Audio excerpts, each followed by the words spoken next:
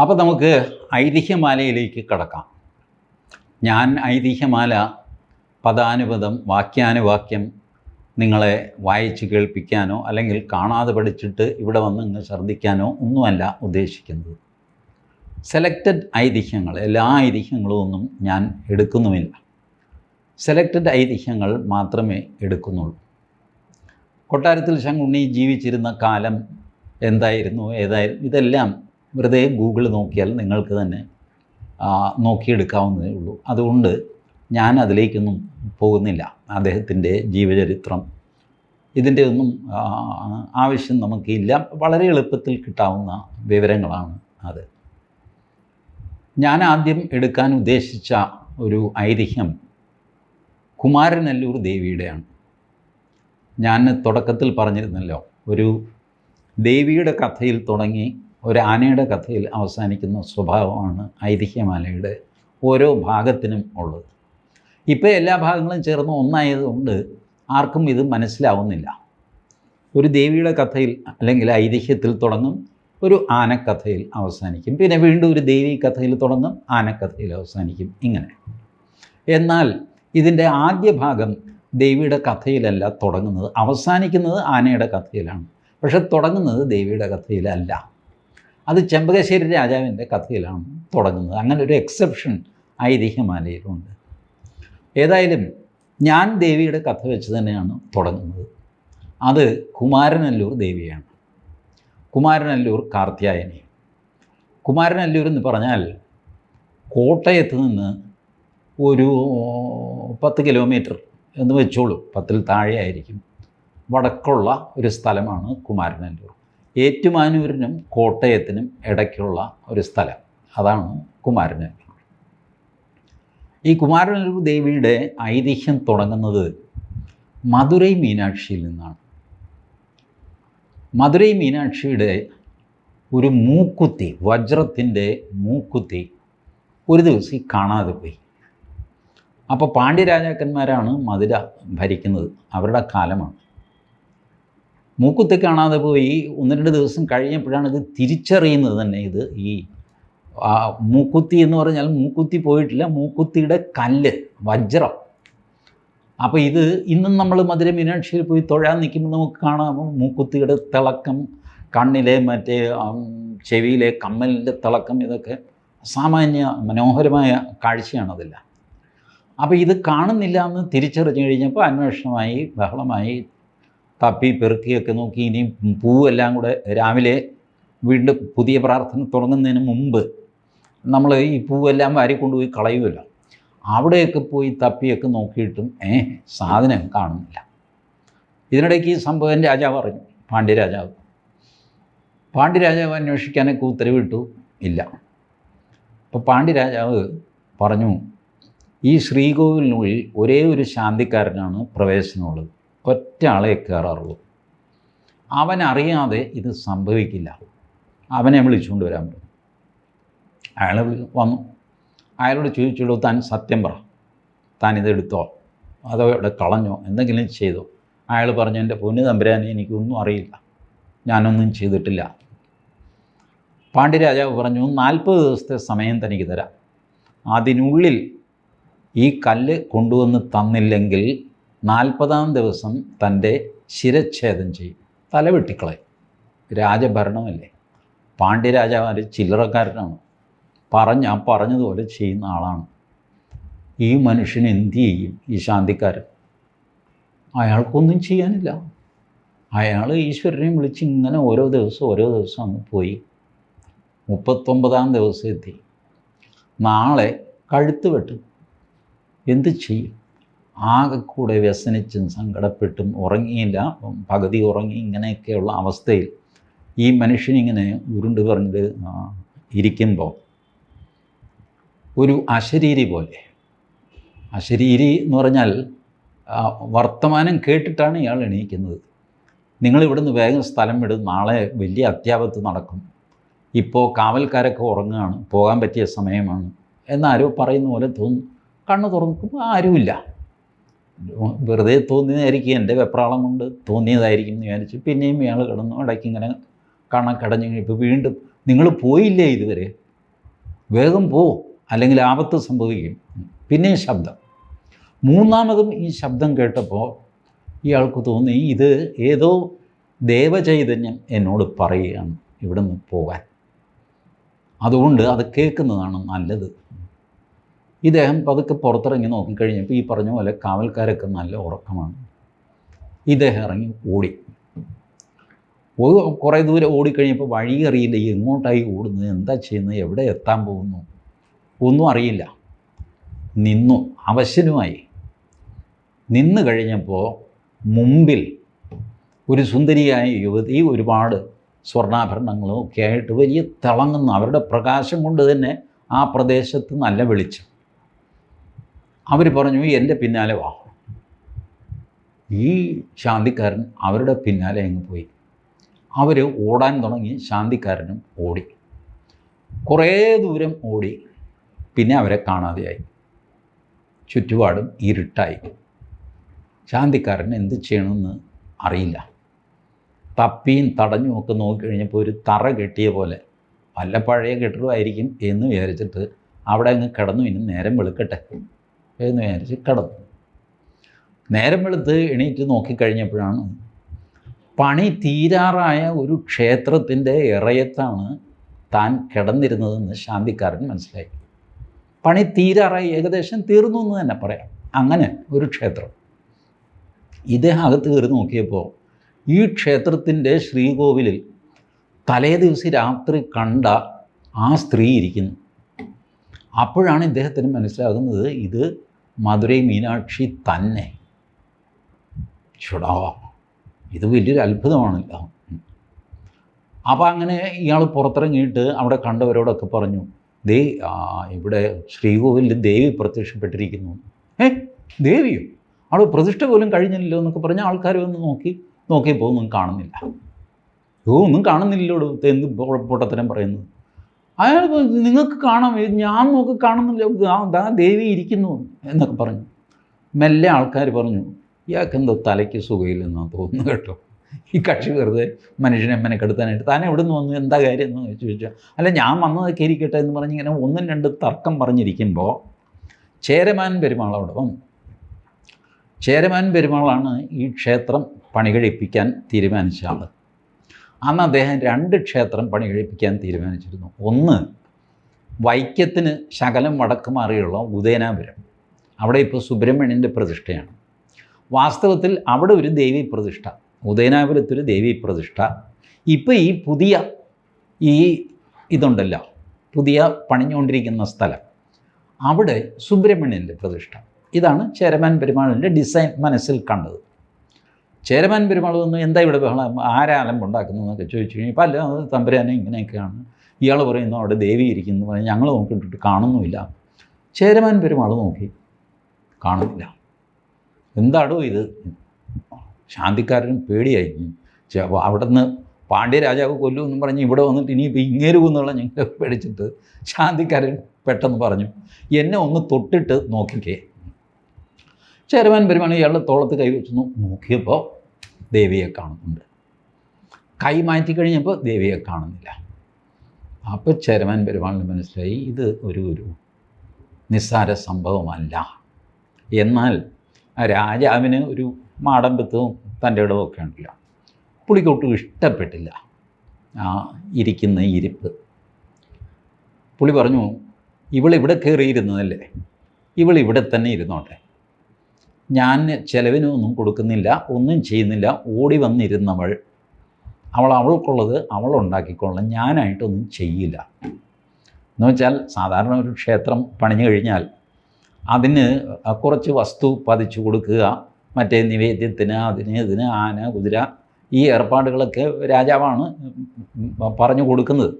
കുറച്ച് പൈസ എന്തെങ്കിലും കൊടുക്കും, ബാക്കി രാജാവിൻ്റെ ഡൊണേഷൻ, ബാക്കിയൊക്കെ നാട്ടുകാരുടെയാണ്. പലരുടെയും ധാരണയുണ്ട് ഈ നാട്ടിലെ ക്ഷേത്രങ്ങൾ മുഴുവൻ രാജാക്കന്മാർ പണി കഴിപ്പിച്ചതാണ്. ഒന്നുമല്ല, നാട്ടിലെ ക്ഷേത്രങ്ങൾ നാട്ടുകാർ പണിഞ്ഞതാണ്. ക്ഷേത്രങ്ങൾ സംരക്ഷിക്കുക എന്നുള്ള ജോലി മാത്രമേ രാജാവിനുള്ളൂ. എല്ലാവരെയും സംരക്ഷിക്കേണ്ടതുപോലെ ക്ഷേത്രവും സംരക്ഷിക്കണം. ഈ ജോലിയാണ് രാജാവിന്. മാത്രമല്ല, ചാണക്യൻ്റെ കാലം മുതൽ നമുക്കൊരു പ്രിൻസിപ്പിളുണ്ട്, രാജാവ് കണ്ണിക്കണ്ട അമ്പലങ്ങളിൽ പോകാൻ പാടില്ല. ക്ഷേത്രപ്രവേശനം നിഷിദ്ധമാണ് രാജാവിന്. അതുകൊണ്ട് രാജാക്കന്മാർ ക്ഷേത്രത്തിൽ പോവില്ല. കാര്യം എന്താണെന്ന് വെച്ചാൽ ചാണക്യൻ പറയുന്നത് your very presence will destroy the atmosphere. രാജാവ് ക്ഷേത്രത്തിലേക്ക് വരുന്നു എന്ന് പറഞ്ഞാൽ തന്നെ ആ ക്ഷേത്രത്തിൻ്റെ അന്തരീക്ഷം മാറും. നീ എവിടെ പോകുന്നു? അല്ല, ഞാനിത് പൂജ ഉരുളിയൊക്കെ ആയിട്ട് പോകും. ഉരുളിയും കിരുളിയും പൂജ അതൊക്കെ പിന്നെ രാജാവാണ് വരുന്നത്, കഴുത്തി എത്തിക്കളയും എന്നൊക്കെ പറഞ്ഞിട്ട് സംഭവം എല്ലാം കൂടെ മാറും. പൂജ മാറ്റി വയ്ക്കും, ഭഗവാനെ തന്നെ വിസ്മരിക്കും, രാജാവിനെ കാരണം രാജാവാണ് എന്തെങ്കിലും സമ്മാനം തരുന്ന ആൾ. ഇതുകൊണ്ട് ചാണക്യൻ്റെ കാലം മുതൽ രാജാക്കന്മാർക്ക് ഈ വിലക്കുണ്ട്. നിങ്ങൾ നോക്കൂ, എല്ലാ രാജാക്കന്മാർക്കും അവരുടെ ഒരു ഇഷ്ടദേവത എന്നൊക്കെ പറഞ്ഞ് അവരുടെ വീട്ടിലോ കുടുംബത്തോ എവിടെയെങ്കിലും ഒരു വിളക്ക് കൊടുത്തുക ഇതൊക്കെ ചെയ്യും എന്നുള്ളതല്ലാതെ പബ്ലിക് ടെമ്പിൾസിൽ രാജാക്കന്മാർ പോവില്ല. 1 or 2 എണ്ണം അവർക്ക് വേണ്ടി മാറ്റി വയ്ക്കും. തിരുവിതാംകൂർ രാജകുടുംബം പോകുന്ന അമ്പലം ഏതാ? പത്മനാഭസ്വാമി ക്ഷേത്രം. അതല്ലാതെ അവിടെ ഇവിടെ അമ്പലങ്ങളിൽ അവർ പോവില്ല, പോകാൻ പാടില്ല എന്നാണ്. പിന്നെ ഇപ്പോൾ അതൊക്കെ മാറി പലരും പല അമ്പലങ്ങളിലൊക്കെ പോകുന്നു. കൊച്ചി രാജവംശം പോയിക്കൊണ്ടിരുന്നത് തൃപ്പൂണിത്തുറ പൂർണ്ണത്തുറ ക്ഷേത്രത്തിലും പിന്നെ പഴയന്നൂർ ഭഗവതി ക്ഷേത്രത്തിലും 2 അമ്പലമാണ് അവർക്ക് പെർമിറ്റഡ് ആയിട്ടുള്ളത്, അതിനുള്ളില്ല. അപ്പോൾ ഇങ്ങനെ ഈ രാജാവ് ഇത് പരിരക്ഷിക്കുക എന്നുള്ളതല്ലാതെ രാജാവാണ് സൃഷ്ടിച്ചതെന്നോ രാജാവാണ് അത് പരിപാലിച്ചതെന്നോ യാതൊരു അർത്ഥവുമില്ല. Offering security is to be given to every institution. So the king has to protect the temple also. King has to protect everyone including the temple. ഇതായിരുന്നു ഏർപ്പാട്. അപ്പോൾ ഈ മറ്റ് രീതിയിലുള്ള നിർദ്ദേശങ്ങളൊന്നും ഞാൻ കൊടുക്കുന്നില്ല. ഇവൾ ഓടി വന്ന് ഇവിടെ കയറിയിരുന്നതല്ലേ, ഞാൻ സുബ്രഹ്മണ്യനെ പ്രതിഷ്ഠിക്കാൻ വെച്ച സ്ഥലത്ത് ഇവൾ കയറിയിരുന്നതല്ലേ, അവിടെ ഇരുന്നോട്ടെ, എന്താണെന്ന് വെച്ചാൽ ഉപജീവനത്തിന് അവൾ തന്നെ നോക്കട്ടെ എന്ന് പറഞ്ഞിട്ട് ചേരമാൻ പെരുമാൾ വടാ എന്ന് പറഞ്ഞുകൊണ്ട് ഇപ്പോഴത്തെ സ്റ്റൈലിൽ സ്ലോ മോഷനിൽ ചേരമാൻ പെരുമാൾ തിരിച്ചൊരു നടപ്പ് തുടങ്ങി. കുറച്ച് ദൂരം പോയി കഴിഞ്ഞപ്പോൾ കംപ്ലീറ്റ് ഒരു മൂടൽ മഞ്ഞും എല്ലാം വന്ന്, ഇപ്പം നിങ്ങളുടെ കൂട്ടത്തിൽ ഈ മൂന്നാർ ദേവികുളം ആ ഏരിയയിലൊക്കെ പോയവർക്കറിയാം, മൂടൽ മഞ്ഞ് ഒന്നും കാണാൻ പറ്റില്ല. ഈ മഞ്ഞ് വന്നിങ്ങനെ നിറയും, ഒരു വസ്തു കാണാൻ പറ്റില്ല, ഇരുട്ടത്ത് നിൽക്കുന്ന പോലെ ആവും. അങ്ങനെ ആയിപ്പോയി ചേരമാൻ പെരുമാളും കൂട്ടരും. ചേട്ടാ, ഇതിങ്ങനെ ഈ സ്ഥലത്ത് ഇങ്ങനെ വരേണ്ട കാര്യമില്ലല്ലോ എന്നൊക്കെ ഇങ്ങനെ ആലോചിച്ച് കഴിഞ്ഞപ്പോൾ ഒരു സേവകൻ സകല ധൈര്യവും സംഭരിച്ച് ചേരമാൻ പെരുമാളോട് പറഞ്ഞു, തമ്പുരാനെ ഞാനൊരു കാര്യം പറയട്ടെ, നമ്മളിങ്ങനെ അവരെ അപമാനിച്ച പോലെ പറഞ്ഞ് ഇറങ്ങിയത് അവിടെ പിടിച്ചിട്ടില്ല. അതെന്തൊക്കെ പറഞ്ഞാൽ എന്തോ ദിവ്യ തേജസ്സാണ്. ആ ശാന്തിക്കാരൻ പറഞ്ഞത് സത്യമാണ്. അയാളെ തൊട്ട് കഴിഞ്ഞപ്പോൾ തമ്പുരാൻ തന്നെ കണ്ടില്ലേ ദേവിയെ. അപ്പോൾ അത് തമാശയല്ല. അപ്പോൾ എനിക്ക് തോന്നുന്നത് അവിടെ വേണ്ടത് ചെയ്തു കഴിഞ്ഞാൽ ഈ മൂടൽമഞ്ഞ് മാറും, അല്ലെങ്കിൽ നമ്മൾ കഷ്ടപ്പെടും എന്നാണ് എനിക്ക് തോന്നുന്നത്. ഇനിയിപ്പോൾ തമ്പുരാൻ്റെ ഇഷ്ടം. ചേരമാൻ പെരുമാളിലും ഇത് വന്ന് മൂടൽമഞ്ഞൊക്കെ വന്ന് ഇങ്ങനെ നിന്ന് കഴിഞ്ഞപ്പോൾ ഒരു ചെറിയ പരിഭ്രമം ഉള്ളിലുമുണ്ട്. പുള്ളി പറഞ്ഞു, ശരി, നീ പറഞ്ഞത് ശരിയാണെങ്കിൽ ആ അമ്പലത്തിലേക്ക് വേണ്ടുന്നതെല്ലാം ഞാൻ ചെയ്തുകൊള്ളാം, പക്ഷേ അതിൻ്റെ തെളിവായിട്ട് ഈ മൂടൽമഞ്ഞ് ഇപ്പം തന്നെ ഇവിടുന്ന് മാറണം. മൂടൽമഞ്ഞ് മാറിയപ്പോൾ ചേരമാൻ പെരുമാളിനും ഉറപ്പായി, ഇനിയിപ്പോൾ സംശയിക്കാനൊന്നുമില്ല. തിരിച്ചു പോയിട്ട് ദേവിയോട് അവതായൊക്കെ പറഞ്ഞ് പറ്റിപ്പോയതാണെന്നൊക്കെ പറഞ്ഞിട്ട് ഇതിനുള്ള ഏർപ്പാടൊക്കെ ചെയ്ത് 28 ദിവസത്തെ ഉത്സവം നടത്തണമെന്നൊക്കെ പറഞ്ഞ് അതൊക്കെ മാറിയിട്ട് ഇപ്പോൾ 10 ദിവസത്തെ ഉത്സവമൊക്കെ മാറി കേട്ടോ. ഇപ്പോൾ കുമാരനെല്ലൂർ ദേവി ക്ഷേത്രത്തിൽ 28 ദിവസത്തെ ഉത്സവമൊന്നുമില്ല. പക്ഷേ അന്ന് തയ്യാറാക്കിയത് അങ്ങനെയാണ്, ഇന്ന കാർത്തിക, ഇന്ന ഭരണിക്ക്, ഇന്ന തിരുവാതിരയ്ക്ക് എന്നൊക്കെ പറഞ്ഞിട്ട് ഇങ്ങനെ ഒക്കെ ചെയ്തിരുന്നു. അപ്പോൾ അതെല്ലാം മാറി ഇപ്പോൾ ഒരു നോർമൽ ടെമ്പിളായിട്ടത് മാറി. എന്നിട്ട് ചേരമാൻ പെരുമാൾ എന്ത് ചെയ്തു, അവിടെ അപ്പോൾ ഈ വിഗ്രഹം അവിടെ ഇല്ലല്ലോ, മൂർത്തി അവിടെ ഇല്ല. ഈ പൂജാരിയെ തൊട്ടാലേ ഇവരെ കാണാൻ പറ്റുള്ളൂ. അതൊരു പ്രയാസമായിട്ട് കിടക്കുകയാണ്. എല്ലാവർക്കും കാണാവുന്ന ഒരു ദേവി വിഗ്രഹം വേണ്ടേ?